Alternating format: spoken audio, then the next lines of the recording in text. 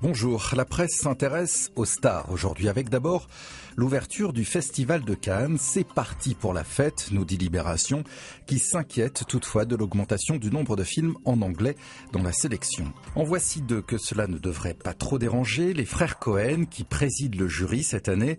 Olivier Delcroix du Figaro les a rencontrés.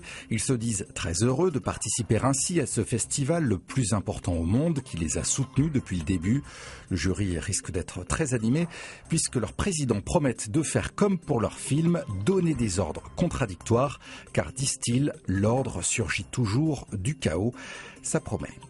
La Croix, de son côté, a noté la touche féminine de cette 68e édition, avec notamment 3 réalisatrices françaises, Valérie Donzelli, Maïwenn et Emmanuelle Berco, dont le film La Tête Haute sera projeté en ouverture. Le festival s'était vu reprocher ces dernières années une sous-représentation des femmes cinéastes en compétition.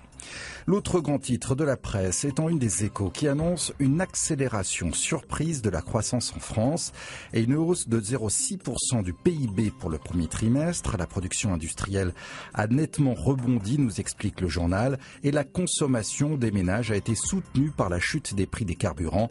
Les Échos estiment que la prévision de Bercy d'une croissance de 1% pour l'année devient ainsi très crédible. Une bonne nouvelle donc pour le gouvernement et pour Emmanuel Macron qui se retrouve en première page de l'Humanité. Sa loi pour la croissance a été durcie par les sénateurs de droite selon le quotidien qui rappelle toutefois que le texte doit repasser devant l'Assemblée nationale.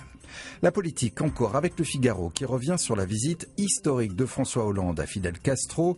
L'UMP dénonce une faute morale et Paul-Henri Dulimbert dans son édito estime que c'était surtout pour le président une façon de se rabibocher avec sa gauche, celle qui juge, dit-il, que le chef de l'État s'est métamorphosé en suppôt du libéralisme.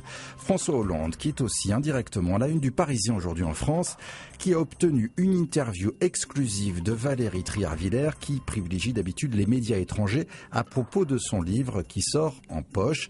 Elle dit ne rien regretter, qu'elle écrirait aujourd'hui exactement la même chose et analyse au passage la dynamique du duo Hollande-Royal dont elle dit qu'ils sont indissociables et que le pouvoir est leur raison de vivre, leur obsession commune. Notre image du jour avec l'œil de Willem dans Libération et son regard sur l'entretien accordé au président français par Fidel Castro et la tentation de le remercier pour ce moment. C'est ainsi que l'on se quitte. Bonne journée.